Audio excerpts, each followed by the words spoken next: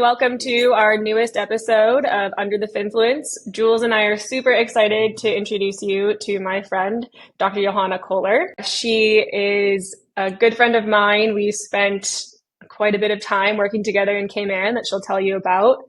I got to experience a lot of field work with her, doing work with deep sea cameras and BRUVs, so beta remote underwater video systems, looking specifically for midwater sharks and deep sea sharks. And she has done a whole lot of other awesome shark work and work in the Caribbean, South Africa, and Australia. So I'm super excited to introduce her and let everybody hear her story. We're excited to have you here. Give us a little intro from your perspective, just kind of where you've been, what you've done, how you got to where you are. Okay, well, thank you for having me, you two. I'm very excited to be on this podcast. I am from Germany originally. That's where I was born. I grew up. I did my high school there. And then I ended up becoming a marine biologist despite all odds. Clearly in like growing up in Germany, this would be not the first career choice. In fact, everyone told me, you're crazy, like don't do it. You're not going to be earning any money in the end. You're not going to find a job. I mean, yeah, money is still the thing, the question, but I did at least make it. And I was always interested in biology. But I actually did never think I'm going to be able to study marine biology. I did a gap year after my high school, and I went for a year to Australia. And from there, I went to South Africa to do an internship as on a cage diving boat, White Sharks cage diving boat. Went back to South Africa to the University of Cape Town to actually start my academic career. I did my bachelor's there full time and then my honors. And after my honors, I found something in Cayman and finished my PhD now 3 years ago. So that's a short story. We want to be you when we grow up. Oh, that's sweet. That is sweet. Wait, so you're from Germany. Everyone said, don't be a marine scientist. That's silly. But you did it anyway. Yeah. What brought you to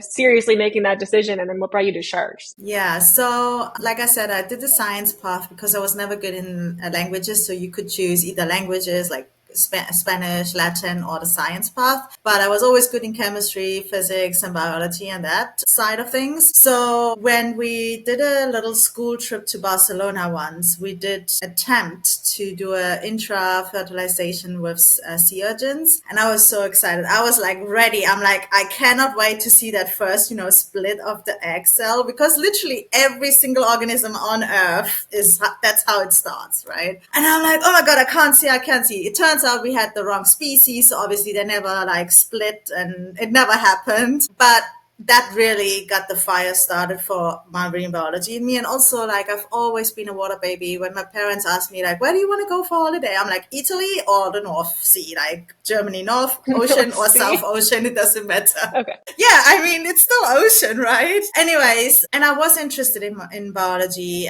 But yeah, like I said, it wasn't when I did express it as a younger adult, like a teenager, they're like, maybe find something else, right?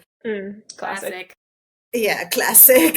I did go to Australia. I was just south of Brisbane. That's where my host family was. I was an au pair with them for half a year. And I was planning from the beginning to go to North Stradbroke Island to do my diverse certificate there. But I went there first to just check out the diving school and to see if I like the vibe, if I like the people. For me, this was a big deal. So I wanted to make this right. And I jumped in with them for a snorkeling trip. And again, I lost track of time. I ended up being the last one in the ocean. And suddenly I saw one shark and then another one, two big sharks, gray. To me, it looked like reef sharks underneath me. They were not really interested. First, they were circling and then they were just moving on, going underneath. It was maybe 10 meters deep at that point. And at first, I'm like, oh my God, shark. And then I'm going up to the guy and be like, there are two sharks underneath us. And he's like, yes, I know. And I'm like, and I back down. I couldn't take my eyes off of them. And I just was mesmerized, and I just couldn't believe it that I, first of all, saw two sharks, that I survived them, that I'm still alive, that they didn't just come and eat me like you would think in the movies. And then they moved away. I was fell in love. That was that. We went back onto the boat. It turned out to be two bull sharks at the time. They were bigger than me too. I'm like Nice. 5.2, and they were probably like 6 foot bull sharks. Like immediately fell in love.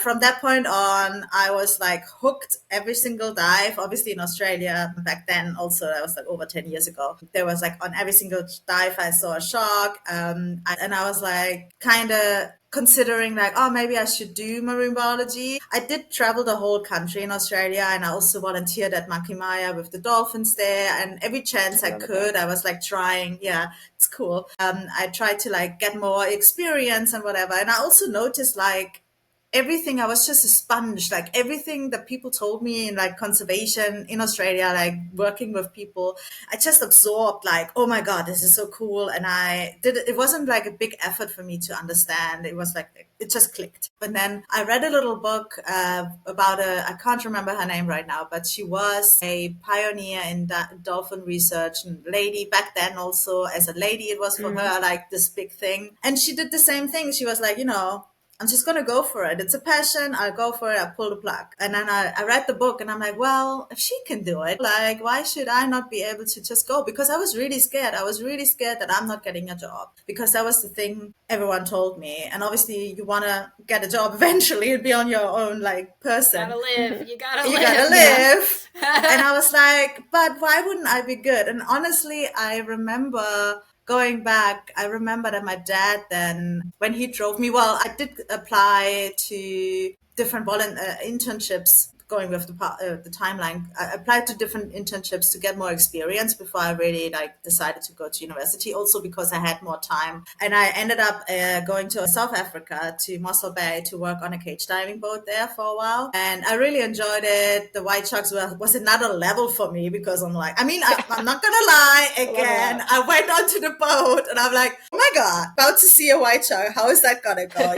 But it's just, they're so majestic, and it's just, I'm talking to the choir right now, right? Like, it's like, you all love sharks. It's fascinating. They're majestic. I love the way they swim. I love the way they move, everything about them. So then they told me, well, we have a great university here. Why would you not study marine biology in South Africa? And especially like, if you want to become a shark biologist, like, this is the way to go. And then I'm like, this is a good idea. So because they have summer different than in Germany, their like registration and stuff is also different. So I had more time again making that decision. It was all clicking. It's all clicking. Yeah, well, my dad wasn't a fan of it. She was like, oh God, she's never going to study. But then that's why I did my divers instructors in Cyprus for a year, because I figured, if I become a marine biologist, I want to be as confident and safe as I can possibly be in the water. And I figured if I go for the highest qualification, I can save myself and others. And we just stay in the water all day as biologists. Exactly.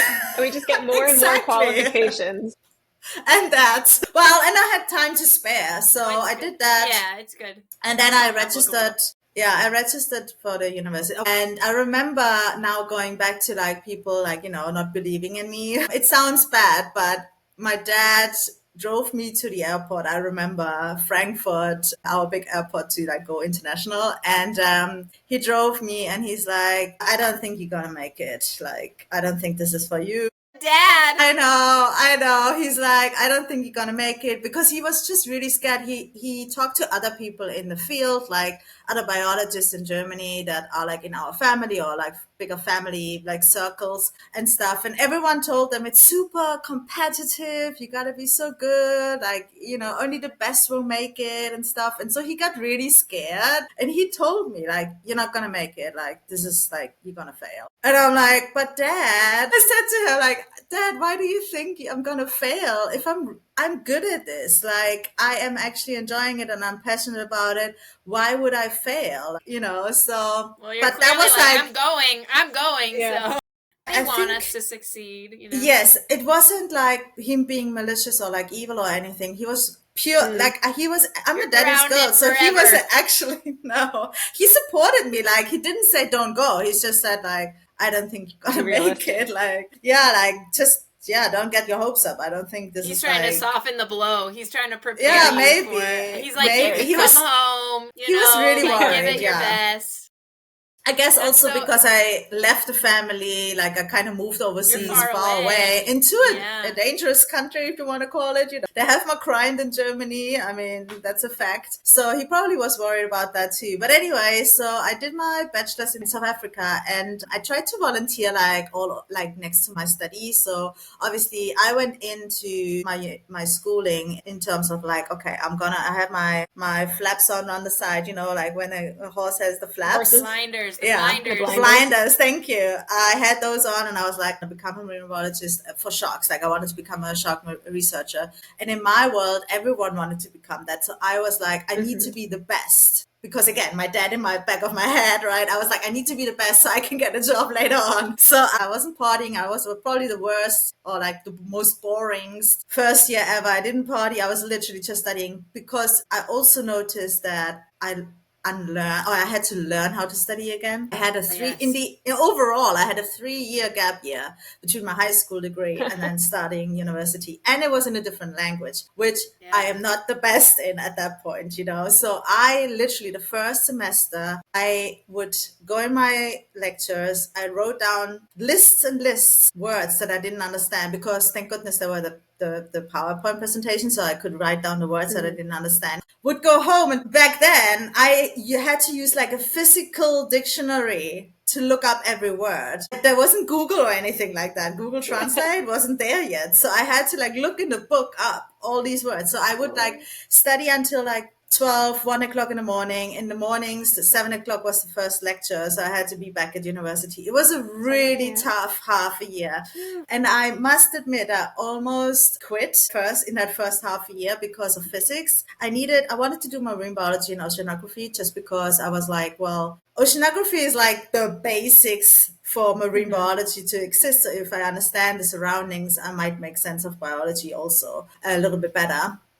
And I almost failed physics because it was one of my best fields in like high school, but I didn't sometimes even understand the question. Like I did understand the concept, but the language barrier was just so big that I sometimes just didn't understand the question in the test. All the other courses were fine, but if I said to myself, if I'm not passing physics in the first go, then I might have to just quit and do something else. Then university is clearly not for me. And I just made it in the first semester. So I said to myself, okay, let's do another semester and then move on and move on. And obviously the list of like words I didn't understand would get less and less. And then eventually you would get better and better. And in the end, I actually had a really, really good degree. Like I got a distinction overall and in both majors. And my parents came to like watch me. And I'm the first one in our family that went to university. So it was such a nice like end to everything, because my dad was there and he obviously doesn't understand English because back in the days they didn't learn English in school.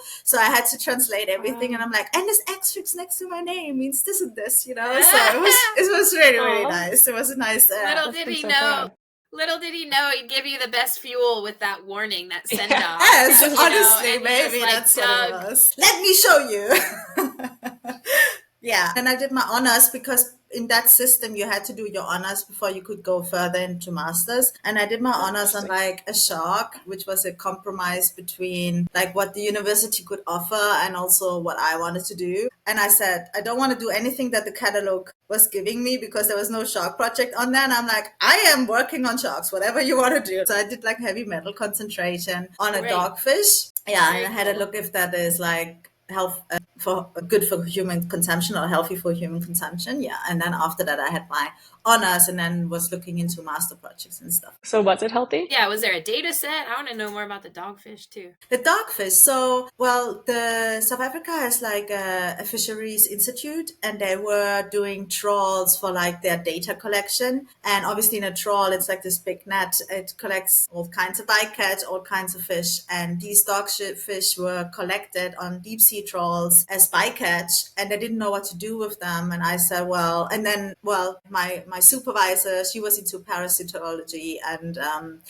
how we can use like the parasites maybe as early indicators for like diseases or the heavy metal and stuff like that. So then we tried to like make a project up for me that I would be happy with as well. And so we said specimen then. They kept Yeah, the so it was breed. dead. Oh, cool. Yeah, so they kept the dead specimen. I had like 50 frozen dogfish in the freezer, and then I would like go and dissect them, and it was really cool actually because I had 3 or 4 that were pregnant and in various stages. So you would see like yeah, and they're having egg yolks in the uterus. So yeah, you would see the egg yolks still attached to the little babies, and I would age them, and some of them, although they're not a big species, they're like getting a meter or so max, like yeah, maximum a meter. I would even say like 45 to 60, I mean, you had 70 50 in the freezer, centimeters. so they can't be tigers, full-size tigers.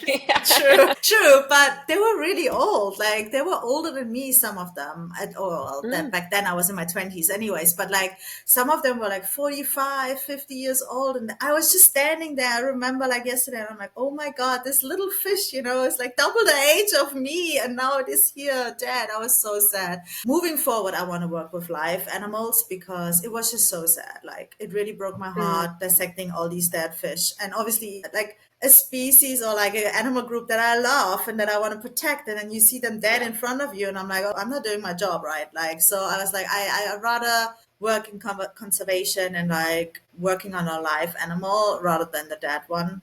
I mean, at the moment, I'm also dissecting now and then a dead shark when it washes up or when it's, found dead for whatever reason, and I'm trying to identify the cause of death. But that is different than dissecting like every single day a lot of dead sharks for research. So yeah, that's what I did. Right. It's cool to use sharks that are already, I mean, it's not like we're not trying to kill them, but if they're No, I didn't kill them. They were already. bycatch. Yeah. Right. So it was just make Right. use of Which the is being resources available. Yes, Yeah. yes.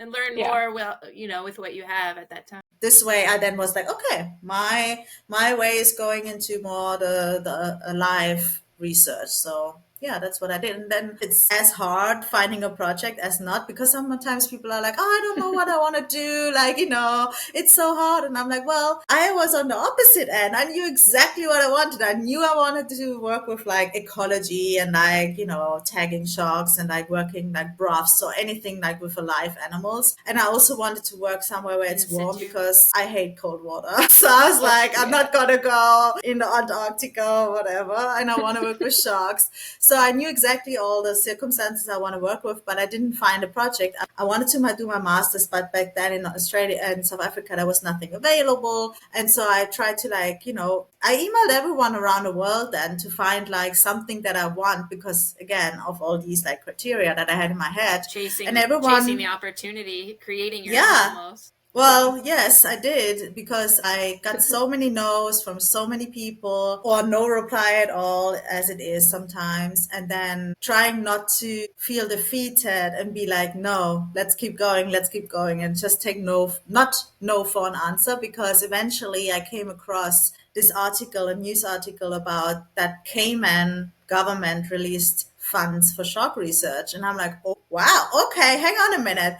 There's a government pro-shark and $sign. Let's see if they need somebody to help with this research. So I was looking up all these like names and mentioned in the article, and I Googled them, got all their email contacts, and I emailed them. So in the end, then PhD supervisor, turning out to be my PhD supervisor, he came back to me and said, yes, we are doing this research and we are leading it. That Marine Conservation International was the organization based in the UK. And they said, well, we don't have a student position for you, but you could come as a research assistant, and then we can see if there's an opportunity for you. And also if we work together, if it all fits. So I said, okay, cool. I dissolved my apartment in South Africa, moved all my stuff into a storage, because my whole life was down there at that point. And then I jumped on a plane, came straight to Cayman, and started working in Cayman on the shark research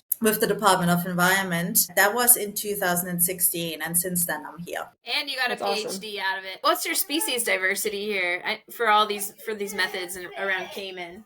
Yeah, so actually my PhD was looking at all of them on the top of the coastal shelf that we knew at that time. So we researched up down to like 30 meters, and the most abundant are like Caribbean reef, nurse sharks. Then we have some lemons, some black tips, hammerheads, scalloped and great hammerhead, tiger sharks. We now and then get a whale shark coming through. That doesn't happen very often, but when the currents come like close to Cayman, then they follow the current. Offshore, we have some silky sharks, oceanic white tips. So it is like a quite nice variety of species. Nice. Awesome. Yeah, I'll never forget when that's we really cool. were offshore and we found the oceanic. That was awesome. That was our first one. So lucky. We all got in the water. It was so sweet. Yeah, she was such a cutie.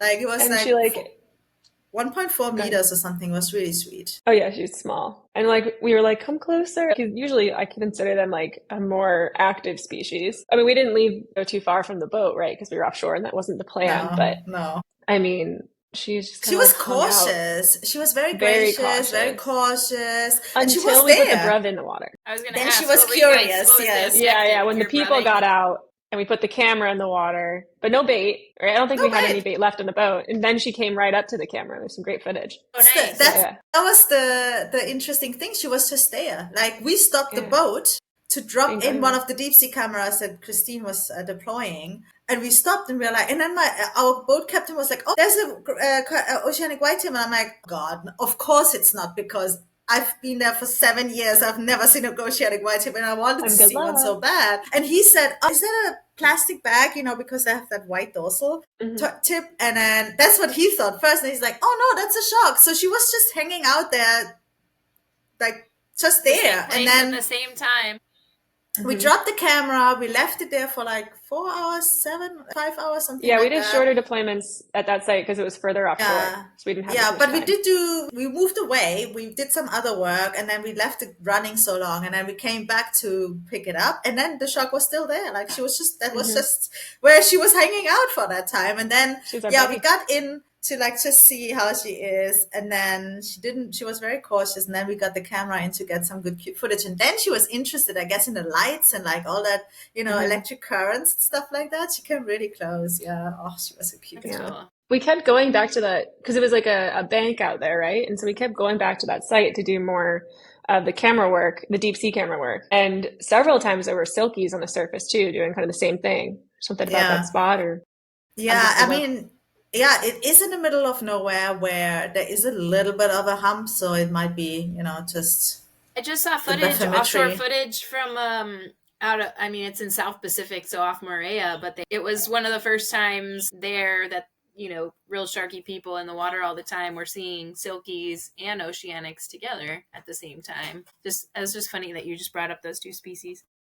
Yeah, but those are the two that we have. Like those are the only ones that are like out there. Yeah, exactly. Except now and then a whale shark, but that is so special. Because the geography of Cayman, it's not a country or even really an area that I know a whole lot about. I've done a fair amount of work in the Caribbean, but you guys are kind of off on your own, and they're just kind of islands in the middle of nowhere. Yeah, we are very small, very remote, and we don't have also a very big coastal shelf. So I feel like that also reduces the species and carrying capacity of these top predators, I would say we don't have a lot of sharks here compared to other places. But you have Stingray City. You've got other we do. Right? Yes, we do have Stingray City, indeed. We actually have southern stingrays, eagle rays, and the yellow stingrays here. Those are the 3 species of stingrays we do have. It's obviously our top tourist attraction here. But you did some work, and Guy Harvey's done work there too, right? Stingray City is obviously... It's human-made. Yes, so it has a long tradition. Back in the day, obviously it's a sandbank in the middle of nowhere. Not really, but in the ocean and obviously in the sound coming in from the reef. And back in the day, that sandbank was used by the fishers to clean their fish before they go in the harbor or back to land, wherever they live. And so it's just over time, the stingrays have noticed, oh, there's free food, fast food, just some scraps and stuff. So easy pieces. And over time, then these stingrays have learned, and obviously, as you know, they're long-lived species. They're similar to sharks. They're long-lived. They learn. They're very intelligent. So some of these rays, I think Harvey aged them, and they were up to, I want to say 90 years old. Some of the oldest. Really? So they really got really, really old. And obviously, if you start that 30 years ago, And if you start that like 30, 40 years ago, then obviously those rays would, and then obviously when they get children, they learn the children the same. And actually they did a fatty acid or an isotope analysis. I want to say isotope, where they looked into the tissue, and the rays have, it's a subpopulation of our wild population now. So they're not like the wild ones that you would see on the reef, because these rays have changed their nutritional profile to more squid, because squid is not like this. But wow, like usually that's not what they eat. Oh, really? Yeah, here you go. Yes. Look into that. Look up these papers that Guy Harvey released. Yes, I'm going to have to, because we're looking at stable isotopes to see if provisioning is detectable in like if the yeah, there is definitely proof. Yeah, have the signature. Eaten so much of the bait that people have put out, which is not their typical food, or at least they're not eating as much of it. And it's so much that it's showing up as they're having a different composition in their tissue than the more wild ones that aren't visiting Stingray City. That's wild. So the stable isotope would give you the carbon and nitrogen profile, which would tell you the source of productivity of the food chain that they're within, and then their trophic position within the food chain. And so and it did say like I want a really high percentage like squid, so nothing natural to them. But that's obviously what they feed. That's allowed food that. Like the charters have to have a license to go to it's wildlife interaction zone called, and within the wildlife interaction zone you're only allowed to feed squid to nothing, no other animal is allowed to be fed, and also no other food source is allowed to be fed, because we had a problem. Obviously sharks are there, they live there. The black tips, for example, they live in the sound. Our surveys have shown that. Funny enough, they don't usually show up at Stingray City, even though there's... You don't like squid? No, they don't. I did have a look, because during COVID we had the problem that obviously we had a shutdown, nobody could go out, and then we wanted to Cayman wanted to make sure that the rays are being looked after, because also you need to imagine they not only get fed, but also they are being used to pets, to the interactions with humans and stuff like that. And they have all names, like people know exactly which ray is which and so forth. We wanted to make sure the rays are not being neglected during that time when we had no tourists. So we would go out and feed them. And at the beginning, obviously everything was shut down, so we didn't really have food on island and would run low on squid. So we would eventually just give them something, so there was some food for them. And eventually we would go give them fish and red meat fish like tuna and oilier fish and so forth. And then obviously that brought in the other predators like the barras, the sharks and so forth. And obviously everyone on island loved it. They were like, yay, black tips on top of stingrays. I mean, it can't get any better. But then obviously when the tourists return, not everyone wants to see a shark. Not everyone is not scared of sharks, so there is still a stigma around it. So, and we control the ocean, so we can just say, hang back, guys. Not yes, I mean, they were a little nervous, so personal space bubble, thanks. Yeah. There were wild theories what we could do to get the sharks out of Stingray City, but I looked into... Welcome to the world of shark deterrence, baby!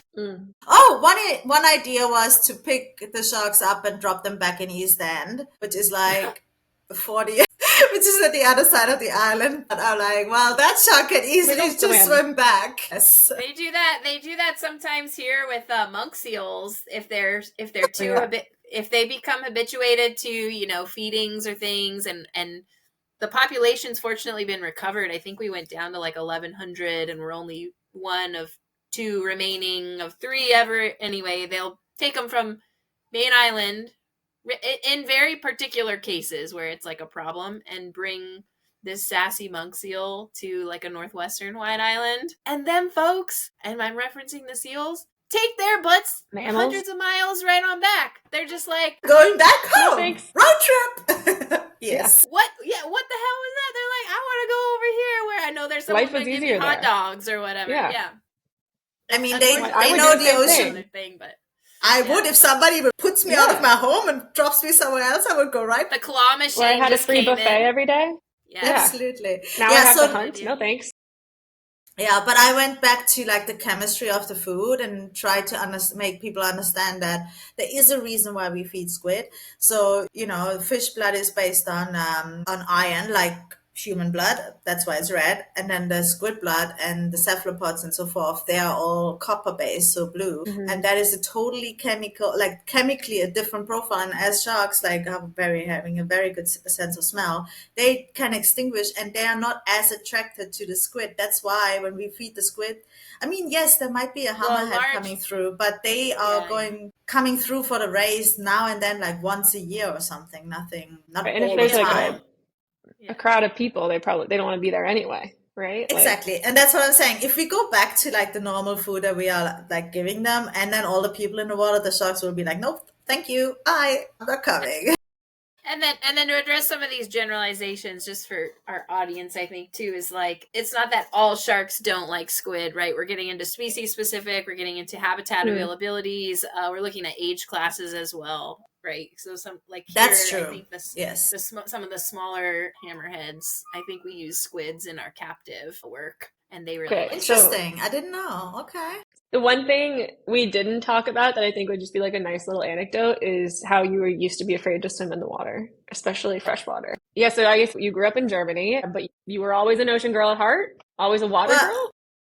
yes, a water girl, yes, but I actually was afraid of fish. So the turn of events to become a marine biologist and also like work with sharks, everyone in my family was like, she lost her mind. Like, what's going on? Who is she? I remember like, I actually grew up in a place where we have like 3 rivers around us. And I remember every time we would like go to like cool off or whatever, I would always have my brother. I would always be like, you go first, scare all the fish away, and I'll go right after you, and then I'm not getting bitten. That was my like logic of like being safe in a river or in a lake. And at one time, I actually remember there was like a little island. It was not far. It was like maybe 3 meters across. We were like, okay, let's go to the island and back. So he swims in front of me. I go behind him, and he makes a U-turn right away. And I was not fast enough to notice, and he goes right back. I was stuck on that island for like an hour. My mom and my dad, my brother on the mainland, they were like, come on, like, it's not that bad. Like, nobody's gonna eat you, And I'm like, no.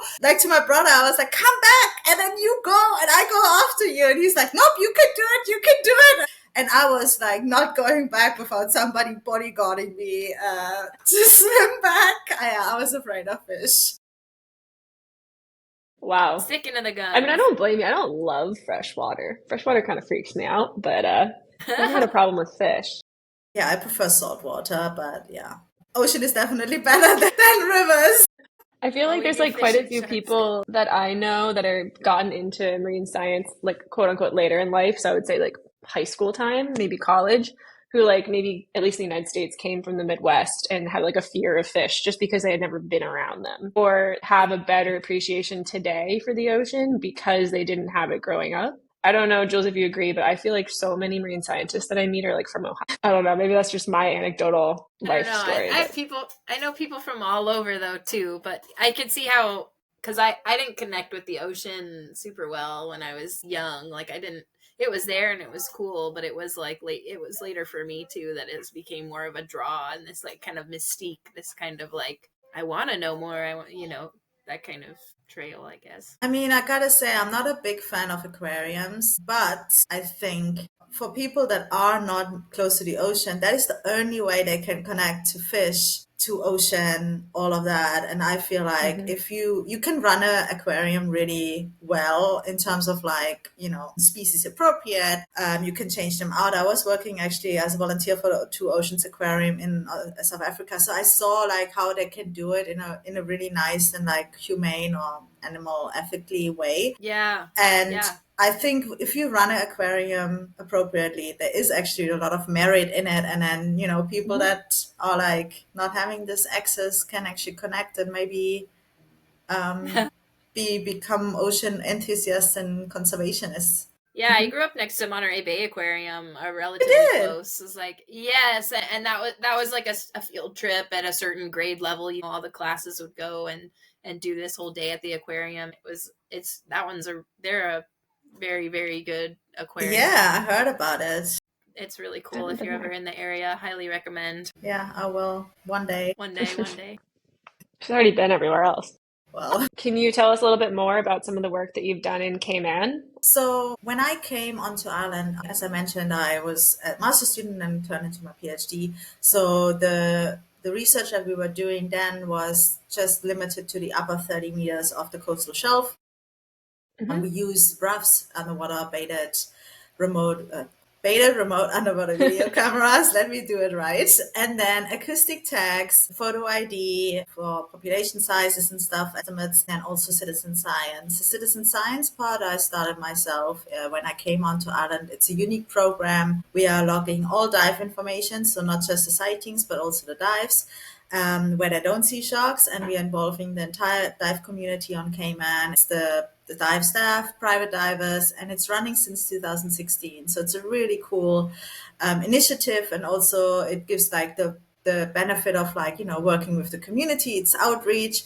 People are actually part of research because we are using that data, that yearly data, because we have lots of diving schools and a lot of diving pressure on Cayman. So there's literally at least one dive a day, almost throughout the year. So we have that monitoring continuously throughout the year, which you cannot do with scientific, standardized scientific methods. And so we can tap into that amazing resource, and it's a give and take. Obviously, people can then also come out on a boat and have like first-hand experiences of like scientific work, and it's a really cool data set actually. Sheet, I call it Shark Log. They get like a Google Drive sheet. I made it so that it's literally drop-down menus and stuff like that, where they enter their data. Perfect. But it's essentially their dive log, because they log every single time they go into the water. It doesn't matter if they see a shark or not see a shark, because even if they don't see a shark, that is as important, because then we can see, why didn't they see a shark at that time?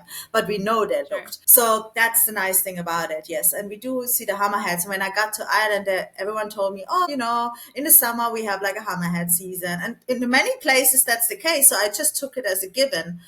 And I was like, okay, cool. But then I looked at the diving data, because they looked all year round. And I'm like, hang on a minute. They see hammerheads all year round. We don't really have a season. There might be more sightings in summer because there might be other hammerheads coming in and whatever. But we actually have a resident population too. And that's really cool. Nice. So as a side note, that was really interesting. So that was for my PhD. And then after that, we did some deep sea work where I met Christine. We did survey down to 2,000 meters, which was the deepest, with deep sea landers. And she also was part of developing really cool technology, and honestly, and then also some other eDNA, environmental DNA, which was water samples, and then just running the DNA through that. And then some more deep, but also shallow water BRAFs are just like in the upper 200 meters. And we actually discovered 2 new shark species for Cayman. Like, we didn't know we had them here. Yeah. Another dogfish, that's the soft-skin dogfish. And then the other one was the blurred lantern shark.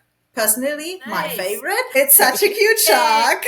It looks like it's smiling the whole time, and it glows. I mean, it's so cute. And we saw multiple specimen too, so it's not just one. That was really exciting in the last 2 years. And then this year we are tagging Caribbean reef and blacktip sharks with mini pads to see more of the dive profile, because I want to fill in the gap of what we've discovered in the deep sea survey where Christine was part of, but also get proper dive profiles from our sharks. Really, how far do they go? And also I have the suspicion that our sharks actually travel to Cuba and Jamaica, because we do know that they travel between Grand Cayman and Cayman Brac. And that's over open ocean and deep ocean. And the distance from Grand Cayman to Cayman Brac is the same as from Grand Cayman to Cuba, or from Cayman Brac to Jamaica. So I'm like, they can easily do that too if they travel between us. Yeah, it's within their yeah, absolutely.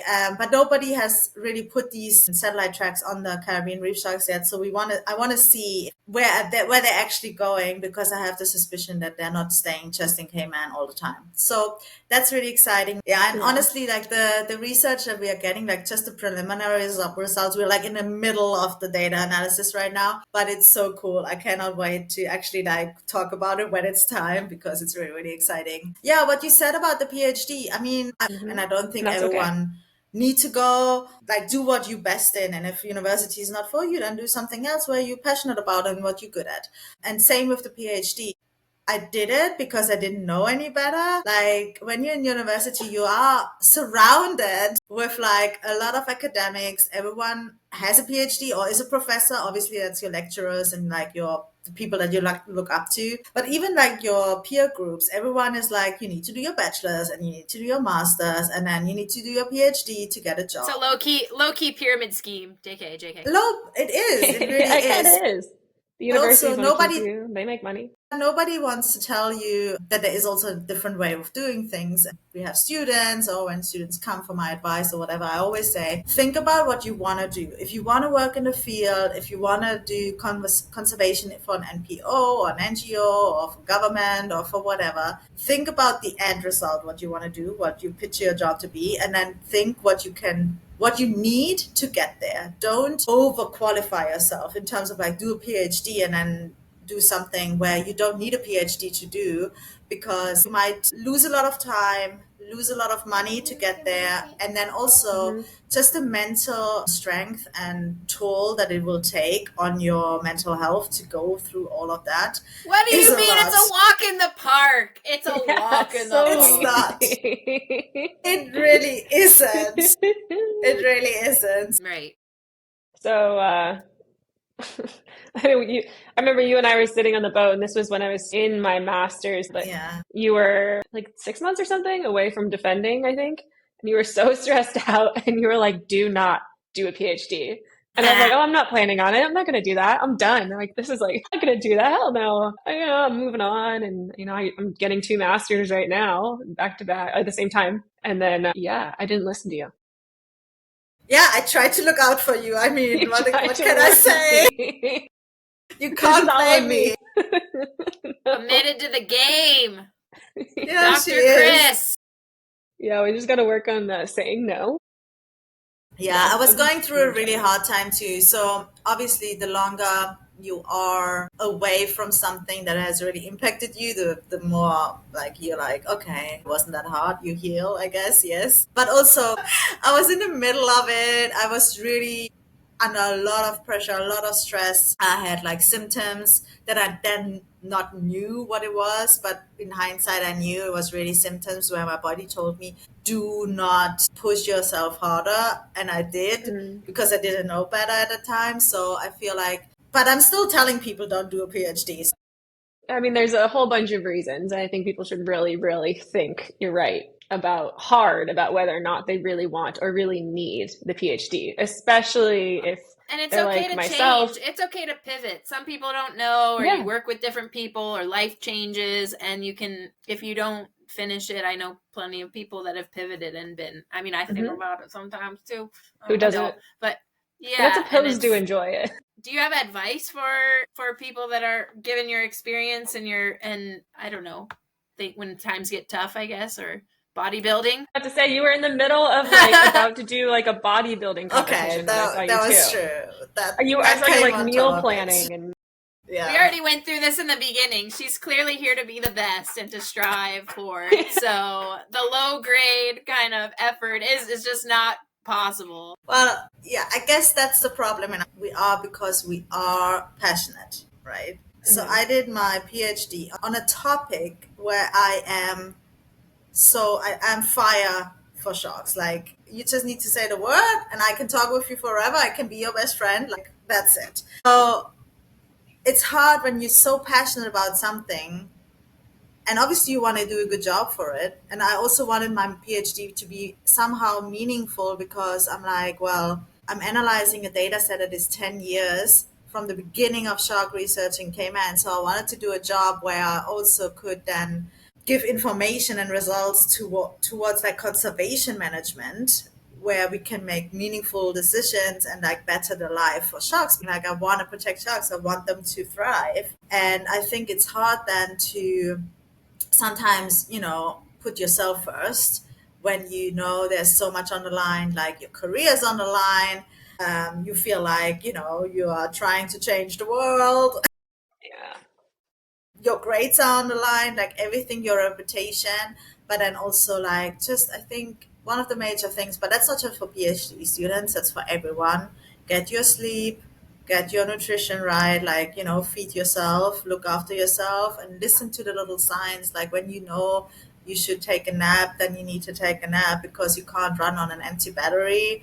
Like all these things everyone has said before, but if you haven't actually experienced it, it's hard to really take it serious. Because when I was younger, I thought I was indestructible, and all the like mentors. I have like this amazing coworker of mine. He always said to me, stress can kill you, take care of yourself. And for me, those are the phrases that older people will tell you when because that's like what they say, right? Like it's not about me. Like they don't know me. I'm strong. I can handle it, like that kind of thing. And then it comes to a point where you can't handle it, and that was definitely the case for me. So I had an episode after I submitted my PhD. I guess the major step for like a PhD student or candidate, up until then, you had to like get everything down to paper, just for people that haven't done a PhD yet. So you need to have everything written up. Each university calls it something else.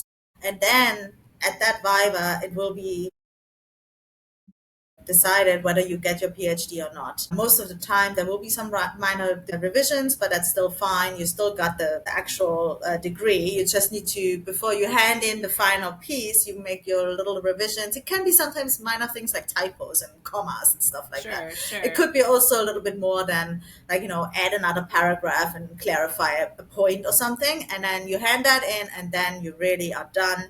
You graduate with the next cycle in your university, and you get your like certificate, degree, and whatever. So for me, that handing in the thesis was like the major part, and that took like obviously 7 years of like research continuously, no breaks. I mean, you don't have holidays, even if you are taking a break, and even if you try to relax with your friends on the beach on the weekend, you still think about the PhD all the time. Like it doesn't stop. It's like the browser. It's like the internet browser that you don't close. Yeah. That's like there that you're like, I spent 2 hours yesterday at the beach letting my dog run, but I didn't look at him. Like I barely looked at him. I was on my computer working.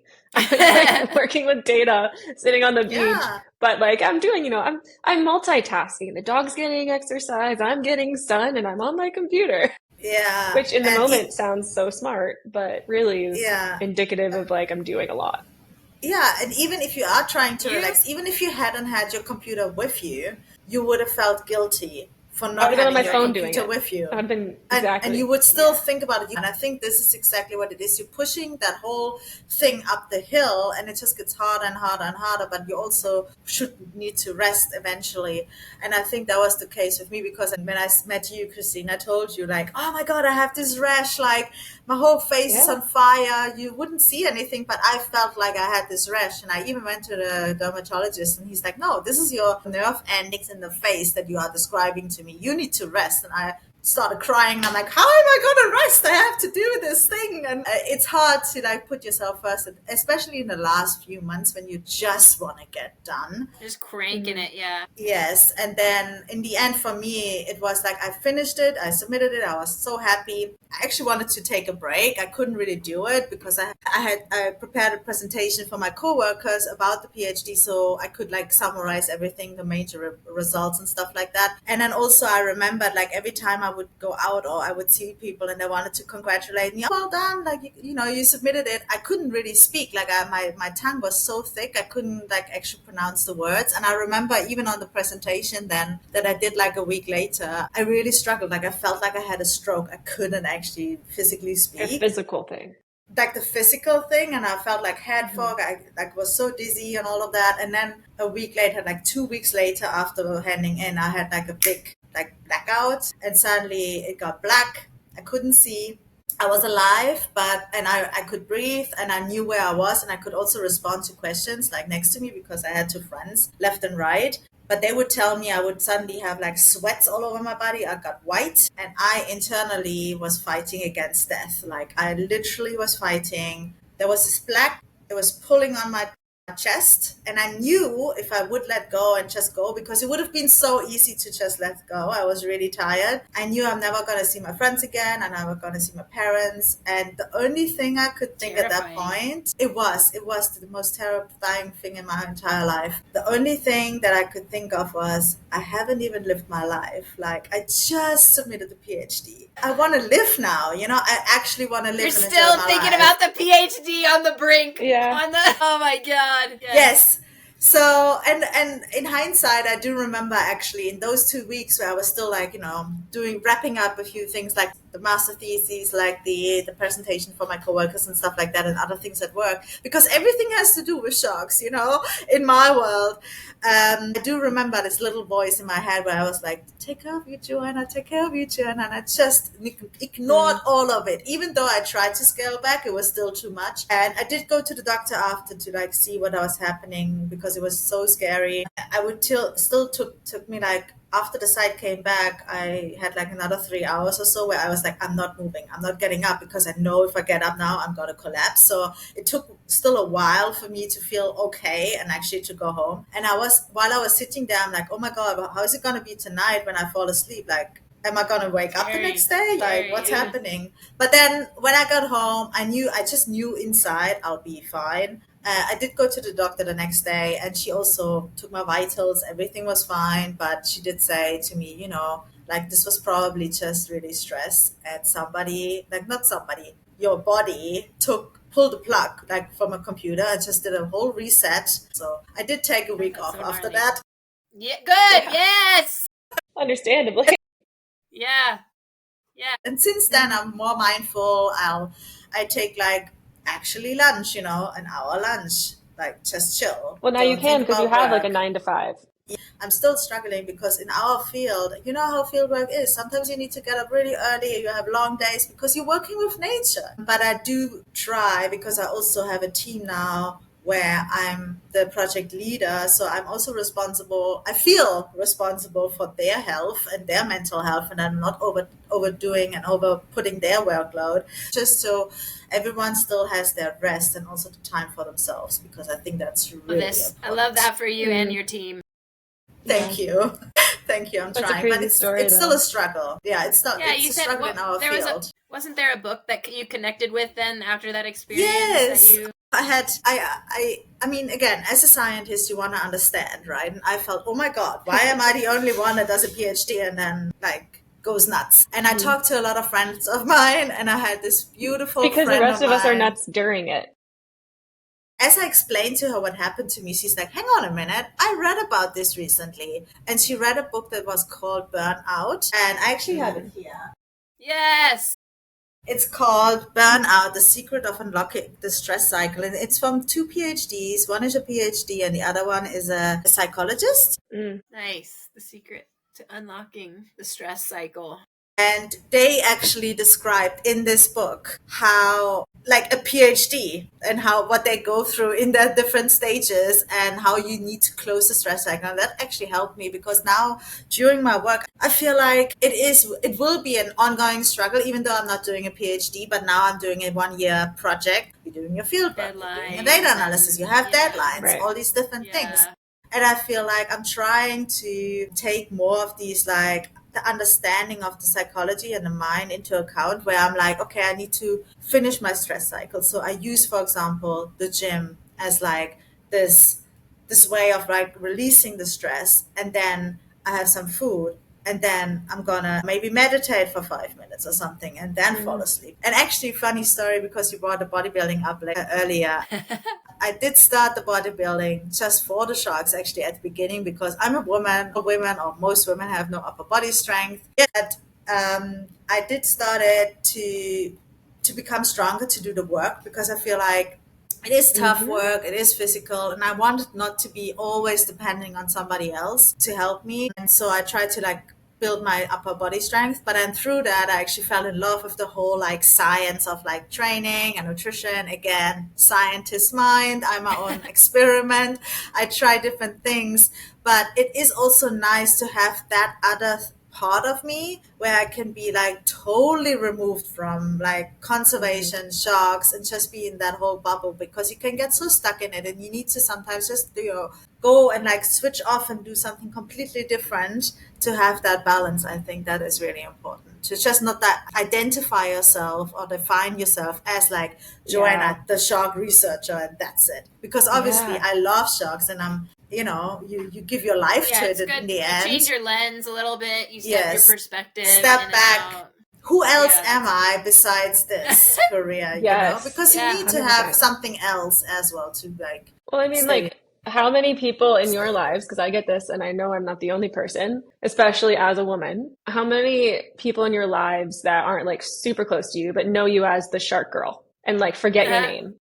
And like, that's like to them, like the defining feature of you. And like for me, yes, of course, I love sharks. That is a big part of my life, but I'm a sailor, I'm a windsurfer, I don't know, so many other things. A dog mom. A dog mom. You're an actual mom. Mine are different. But I mean, and I don't mind it so much, but like you're saying, like, even just for myself, I need to have another, like avenue. I need to be a whole person. And if I'm like, even just like doing a PhD or something, focused like myself, like I need to have a creative outlet, which is why I'm so glad, Jules, we're doing this too. Like, this is good. This podcast, like if I'm just focused on one thing, well, first off, my ADHD won't allow it, so it doesn't matter. But like, then I'm pigeonholing myself and I feel like I'm not being my whole self. And so therefore that's also going to cause myself to have more stress because I'm not allowing myself to express myself. And I think that is the way to go. Yes, I learned that. Into this like brick in the wall. Like, I think it's very important, and I didn't do it. That's why I can give that advice. You need to still live and appreciate and own all the parts of the things that you are, like your creative side, like all the other things and passions that you have in you. I didn't. I literally, like, I felt, I'm not blaming anyone, but I felt like I couldn't do the other things without doing a good job on my PhD, right? I actually play 2 instruments. Like, I haven't played them in forever. Like, all these things, like, I have abandoned parts of me.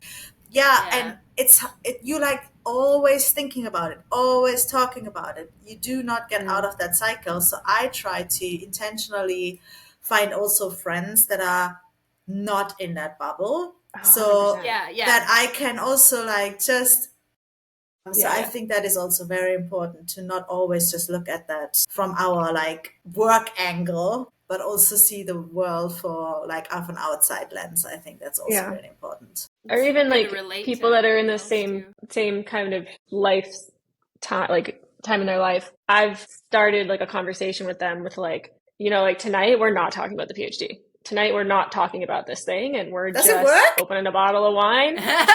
Because the whole point is that you have to keep each other accountable.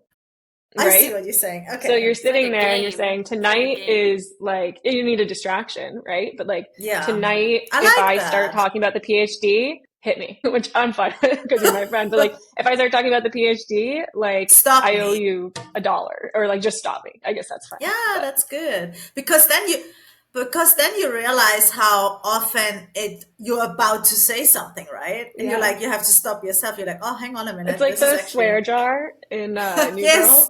Yes. Show me a PhD jar. I'll be like rich. Yeah. Oh my God, that's such a good idea though for like mental health. I think that's great. Yeah. Because that's the problem. You don't switch off. Yeah, and then you can use it. And then you can use it for like after the PhD to do like a vacation or something. Well, that's what's such a great balance in my relationship at home. Like my home life and my husband and my kids are like just totally on, not that academic schedule. Yeah. So sometimes it's difficult. So I have to like pick it up and put it down. Alrighty. Well, after, that, I don't want to say depressing, but, like that more raw conversation we just had about mental health, I'd love to, skip on over to some chum diaries. Hannah, the craziest story you have that you're comfortable sharing with us, because I know you probably have quite a few about sharks, not about sharks. Any stories like that you have to share with us? Yeah, I do have quite a few. I'm not going to lie. I think the one that stands out is actually not shark related. Okay, And it love goes it. back to like full circle. Remember when I said I'm scared of like fish? So that trauma has come back to me. I did get attacked by a turtle. That was just after Okay. COVID. So it was actually a wild story, and it's super rare. Nobody has ever heard of it in Cayman. And even when I talked to my coworker who's in charge of turtles on Cayman, she looked talked to other researchers, and they also said like they've never really heard of that before. So keep that in mind. But it happened to me. Incident 1. Yeah, incident 1. Yeah. So it was just after COVID. Patient And 0. you need to imagine, like, in COVID, everything was locked down and we were not even allowed on the beach. And then eventually we were, like, allowed, those, like, specific times where you're, like, allowed to do exercise. And obviously me as a bodybuilder, I was like, oh my God, I'm going insane if I can't go to the gym or something. So what I did, I was not living far from the beach, like a 5 minutes walk. And so I would go at least once a day, if not twice a day, to this one beach and would swim out to the closest mooring, which was like a 10-minute swim that way to the mooring, going back, done. And sometimes I would even play dead man, where you just float on your back next to the mooring for a while to just look up and enjoy, clear my head after work. Because back then I was actually still doing my PhD, so I needed that clarity and whatever. Try to get my balance, and I did that for a year before the incident happened. And then in 2021, 5 o'clock, it was picturesque, like flat seas, like you would have it as in your head when you think of the Caribbean. Perfect. Like it was perfect. Not a ripple, like glass. Honestly, it was so beautiful. And there was like the sunset coming in. I'm like, oh my God, beautiful. So just after 5, I would swim out there, and I was not far from the buoy, maybe 5 meters away. And suddenly I'm hearing like whoosh, and like something grabbed my butt. Your butt. And just squeezed so hard. And I'm like, oh my God. I had no, I was literally just swimming. So breaststroke. I had no fins on. I had no mask on. I had nothing, no snorkel, nothing, just me. And that's it. So I went around to see what was behind me. And there was like this long brown thing. And I'm like, huh? And obviously first thought was like shock, because I mean, what else is going to attack you in the ocean like that? So I'm like, oh my God. And then brown, and I'm like, huh, what kind of shark is that? And then I'm like, a nurse shark? But that doesn't make sense, because a nurse shark would never come up to me like that. They're way too lazy. And then I still tried to compute, because I wanted to push the animal away or whatever it was, but I also wasn't too sure what kind of mouth I'm dealing with and if I'm getting my hands chopped off. So I was like, maybe it's a tiger. Well, I don't really want to push a tiger away right now, and so forth. And I was still trying to stay afloat. Eventually it would let go, and it never broke the surface. So I couldn't really see what it was, and I also was panicking at that point and didn't try to make sense. Underwater, then it came around below me, in the water, and it's obviously clear water. We have this, I can see the ground. So I saw something white, because it did like a starfish like this, and obviously turtles underneath are white. And I'm like, huh? Is that a human? Is it a person? What's going on? And then I thought, oh my God, because people know that I swim there all the time. Because I mean, I told my friends, and I'm like, is it a diver now doing a really bad practical joke on me and was trying to scare me, But then I'm like, no, but nobody would do that. And as I was thinking that, it came back and it bit my left hand side butt cheek and my right foot. Wow. So it's really attacking. It's coming back. It was really attacking me, with no reason, right? So it attacked me again, bit my foot, and it hurt so much.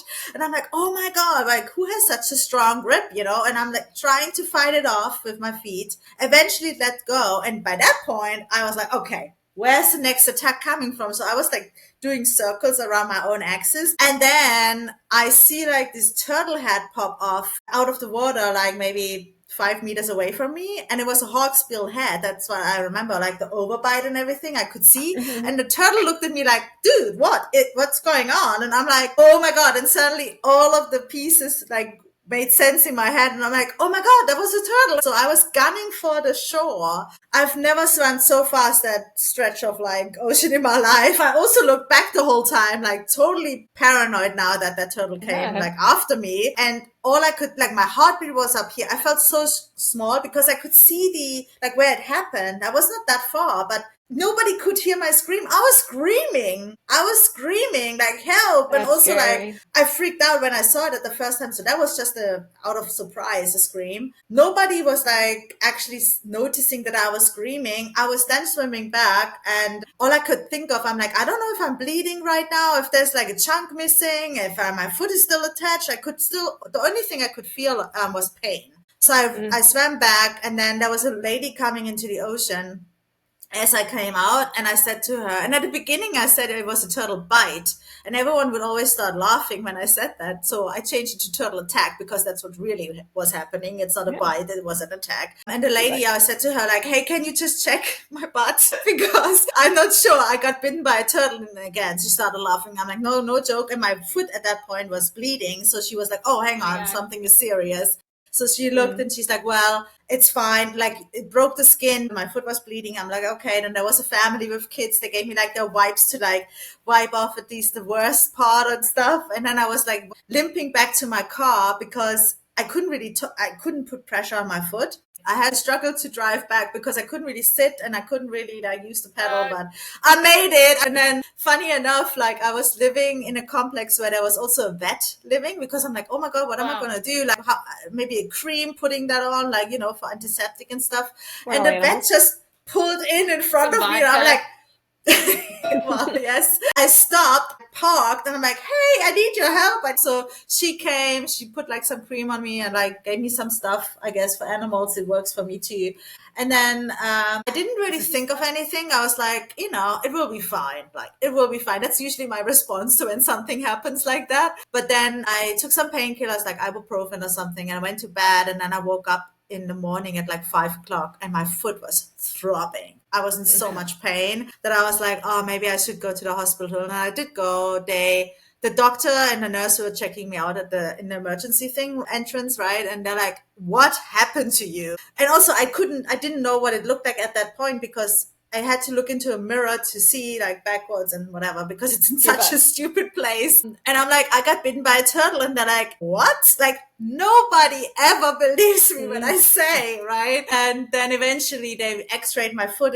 Luckily nothing was broken. And they obviously gave me thousands of antibiotics. But it was a whole round, like you could see the entire thing. Yes. Like the mouth. And it was purple at that point. That's why it looked like I got assaulted or something, like, because it was like this round, and my whole, everything was like blood, bruised, everything. And it's so funny because it's such a small island here that nowadays, even like years later, I meet people randomly that were on the other side of my story that are like, oh, you are the girl that got bitten by a turtle. And the other person was the lady. So my current research assistant, she has a friend, and she told that story at like her friend's house one day. And then the mother was like, oh, I was the lady that was going into the ocean and was checking out her butt. So it's like randomly there's still people like coming, and it's so funny. Anyways, long story short. Small island. Small island. Small community. It's just to say, like, because obviously this is never has ever anyone heard about it before. I talked to my coworker, and she was like the turtle expert, and she's like, well, mating season starts officially and on the 1st of May, and this happened on the 20th of April. There's also incidences around the world where turtles have approached like divers underwater. I've had a loggerhead like come up to me right away, like so close to my face, where I had to push away and then it snaps out of it, and it's like, oh, right, not a turtle. You're not a lady. This one might have just mistaken me for a turtle. Just went for it. And just went for it. Yes. He's like, damn, she's got a beautiful butt. And it does make sense with the look that she gave me after was like, hey dude, like what is going on with you? So it's just the weirdest coincidence. But yes, that's happened to me, and that's probably the craziest, because I also had a long recovery after. Like I couldn't walk for like 3 months. Measure it like they do like shark bites? I didn't measure it, but we can probably still do. What's the growth curve? Well, so we're gonna have to measure your butt today, and then look at the image, and then overlay that and get the size. So I was lying in bed on the night of when I submitted my PhD, and I'm like, oh, I need to double check, like, it, that day of like the turtle attack should come up soon. So I looked it up on my phone in bed, and I'm like, oh my God, that was today, and that was the same day. It was, yeah, wild, so funny. But anyways, I guess it's a cool story like that I can tell forever now. Yes. You'll be the grandma that's like telling their grandkids the story, and they're like, "Grandma's crazy." Like that didn't actually happen. Well, on that note, super gnarly. I know. Let's end it on turtle bites and measuring butts. Wow. Who would have thought? Shark research. True chum diary right there. You said April 28th? Yes. Can you make a note that on April 28th, first off, we're going to check in that she's okay. I think we should take that clip and like make it like a holiday, like pretend it's a holiday on Instagram. So, Dr. Johanna Kohler, that was an excellent chum diary. Very, very abstract for what we were expecting. But I love to hear it. We had a great time on today's episode, and thank you so much for sharing so much knowledge and background story on yourself, how you got to where you are, and we wish you all the best of luck in the future. So thank you again for coming by. Thank you. Yeah, it was absolutely super. I mean, we want to learn something in every episode. That's part of our goal as well, and we definitely did. Thank you. I appreciate that. And Johanna, I want to give you a chance here too to plug anything that you want to. I know that you guys work with K-Brew, a brewing company, a brewery. Yes. Over there. So any work you want to tell us about that you haven't yet, or any funding sources, anything like that? Yes, absolutely. So you can follow the Department of Environment on Instagram and Facebook and Twitter under their account. You can also follow my Instagram. I do a lot of out in the field, or when something interesting happens. When I do a necropsy, I usually try to do a story for people that can view and like ask questions and stuff like that. When you are on island, you can buy White Tip, which is a beer. It's similar to Corona, I would say. You also drink it with a lime, and it is actually a beer that was made for shark research. Back in the day, we needed a supporter on island. I know Cayman Island Brewery is the best. They designed a beer for shark research, and then a percentage of each bottle or can or draft, it doesn't matter where you drink it, in a bar or in your own comfort home, will go towards shark research, to our shark research, and we then can buy tags, all these other things that are marine related. And on our website, you can, if you are interested in any scientific papers, all our papers are linked there, so you can check that out. Yeah, and we'll link in the show notes to all the Instagrams that you just mentioned, and we'll send us some papers that you think the public would be interested in, and stuff that we touched on here, so that people can do their own research too. Your dissertation. Yes, the whole 300 pages or 400 or whatever it was. Oh, God. If you want to watch videos, we do have a YouTube channel from the Department of Environment, and I think we have 2 or 3. Even Christine is on there, so she's in 2 videos too, if you want to see her working in Cayman with us. Yeah, you put Cayman back on the map for me. I want to get there one day for sure. Yeah, absolutely. Cool. You should come visit. Then we have a White Tip. Yeah. I'll call you up. People know who to call. We know what beach not to go to. Yes, although it's actually my favorite beach. I can't lie. It's my favorite beach, so I would always recommend going there. Well, thanks so much. I'm so glad we had this conversation, and I hope to make it back to Cayman at some point. It's been, like a year and a half that I haven't been Too there, long. Too long. Doesn't matter how long. It's too long. Thanks for having me, guys. This was fun. Yeah. Awesome. Yay. Well, see you next.